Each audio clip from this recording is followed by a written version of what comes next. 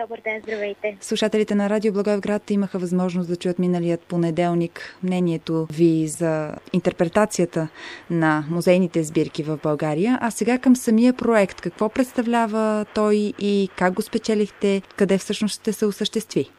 Този проект е част от националното участие на България в Европейската година за равните възможности за всички. И ние като етнолози решихме, че е крайно време да се включим в една по-широка основа с нашите изследвания, тъй като от години работим в района на Родопите. И тази година нашата традиционна вече студентска експедиция ще се проведе в района на Златоград, където ще работим по проблемите на другостта. Може би всички ваши слушатели знаят, че етнологията е наука, която е породена от интереса към другия, към различната и непозната култура. Ето защо ние смятаме, че имаме какво да кажем и по тази тема, макар и кампанията да се провежда в посока на мерките срещу дискриминация на широка основа. Какво е другото в лицето на Родопите?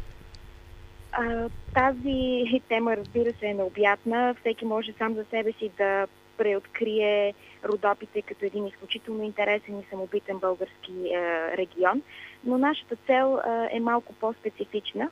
Знаете, че това е район, където живее така нареченото смесено население. Ние работим в села, където е отколешно съжителството между християнско и мюсюлманско население и именно този тип другост, този тип различие, породено от различията в религията, е в фокуса на нашето внимание. Интересно, предполагам, че ще бъде от кога до кога ще се случи? На практика ние вече работим по проекта, тъй като една такава експедиция изисква много солидна подготовка. Реалната експедиция започва от 20 юли и ще работим на терен, както ние се изразяваме, до 10 август. След това ще проведем една кръгла маса с широко участие на заинтересованите организации и местните власти. Можем да поканим и вас, разбира се, ако това ще представлява по-нататъчен интерес. В крайна сметка, кой ви помага в този проект? Партньори по проекта са Министерството на труда и социалната политика и нашия отколешен партньор в лицето на Сдружението на археолозите и историците в град Смолян.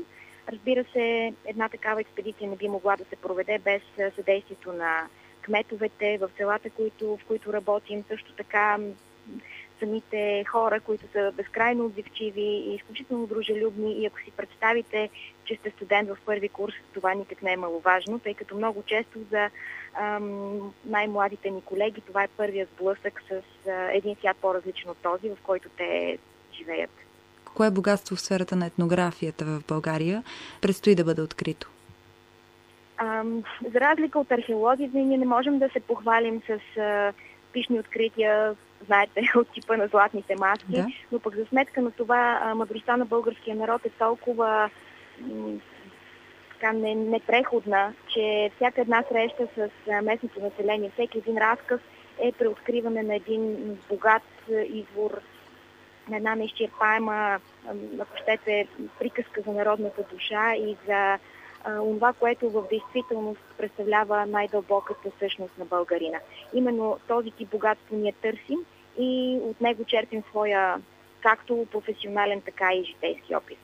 Аз ви благодаря за този разговор. Хубав ден ви желая и успех на проекта. За мен беше удоволствие. Благодаря ви. Етнографът Милена Колева за Радио Благоевград.